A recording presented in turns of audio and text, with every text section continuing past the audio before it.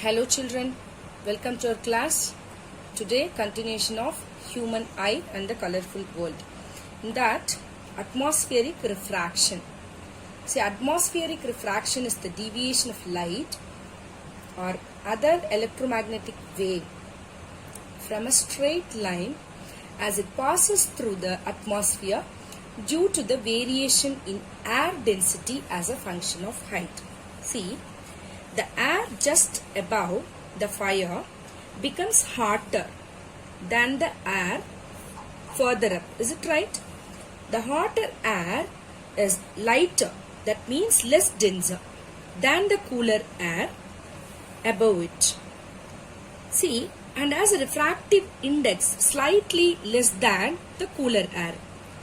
So because of these physical conditions of the refracting medium of air are not stationary, the apparent position of the object as seen through the hot air fluctuates, so that this wavering is thus an effect of atmospheric refraction. See, on a small scale in our local environment, we can see a different phenomenon, similar phenomenons of a twinkling of star and sunrise and sunset, of delaying sunrise, advanced sunrise, delaying sunset, like all these things we can see, right? The first one is twinkling of stars. See, the stars twinkle in the night sky because of the effects of our atmosphere. See, when starlight enters our atmosphere, it is affected by the wind in the atmosphere, right?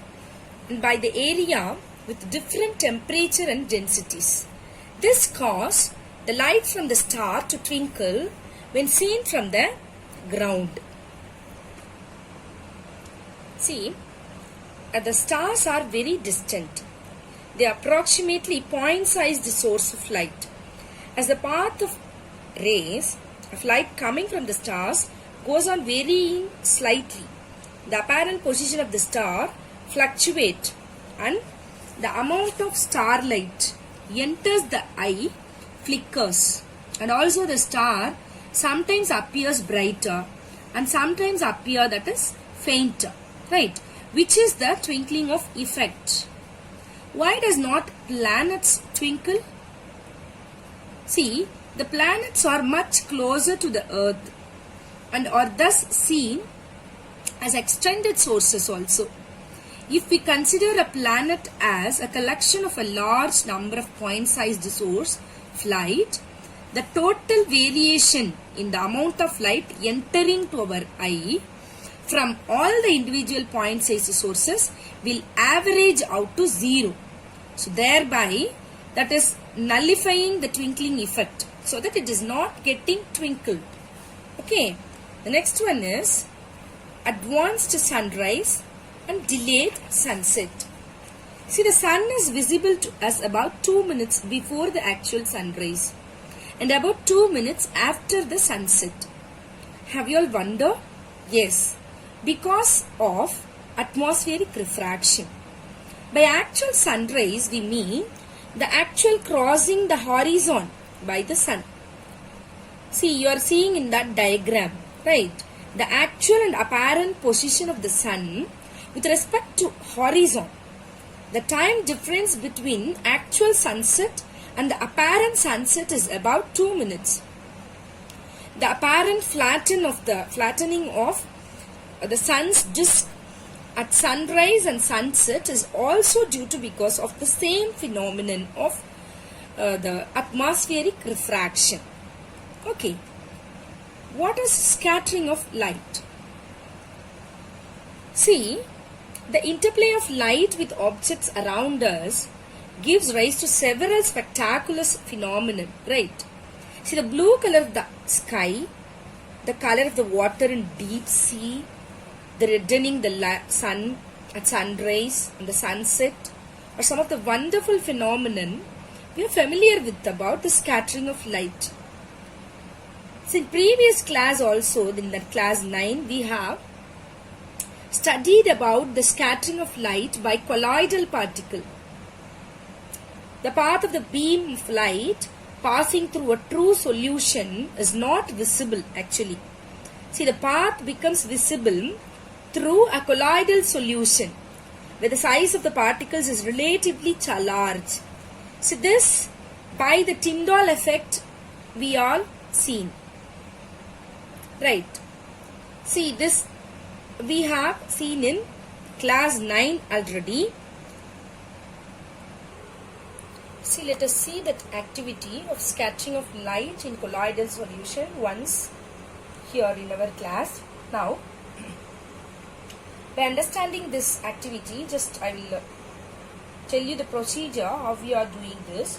See, with the help of this Tyndall effect, the transparent glass tank we are taking containing the clear water.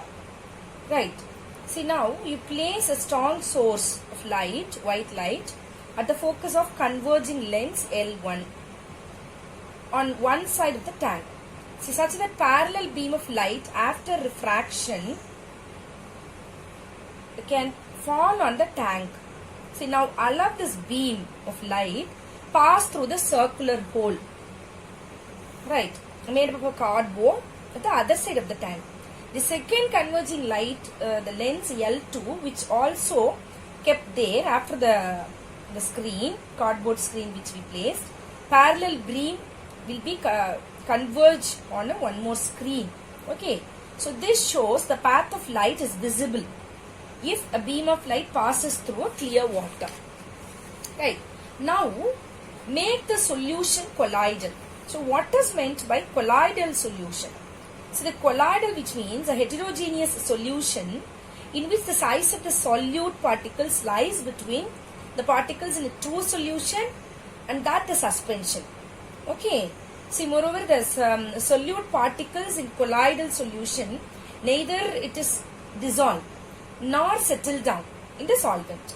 Okay. So, like a colloidal solution we are going to prepare by dissolving about 200 grams of sodium thiosulfate. Okay. With the 2 to 3 liters of water. After 2 to 3 minutes, we can observe with the microscopic sulfur particles start precipitating, and you will observe the blue light from the 3 sides of the tank, forming a bright bluish cave called a Tyndall cone. We can observe that. See, that on the other hand, the fourth side of the glass tank facing circular cone, right, that hole, that we can observe there the orange red color, and then it will be turned into a bright crimson red. See, this because of the Tyndall effect, the particle collide with, and we can see with the help of sending the strong monochromatic light. So this activity is done by chemistry video we have attached in our school YouTube channel. You can, with the help of that, you can see that also. Okay, right. The next one is, why is the sky blue? See, the sunlight reaches Earth's atmosphere and is scattered in all directions. See, the scattering of light of short wavelengths at the blue end than the light of longer wavelengths at the red end. See, the red light has a wavelength is about 1.8 times greater than blue light. See, when the sunlight passes through the atmosphere, the fine particles of air get scattered the blue color, that means the shorter wavelengths, more than strongly than the red. The scattered blue light enters our eyes. If the earth had no atmosphere, so there would not be any scattering, right? Then the sky would have looked dark. See, the sky appears dark to passengers flying at very high altitudes because of the scattering is not prominently there in such some heights. Okay. See, the next. Why is the sky blue and the sunset red?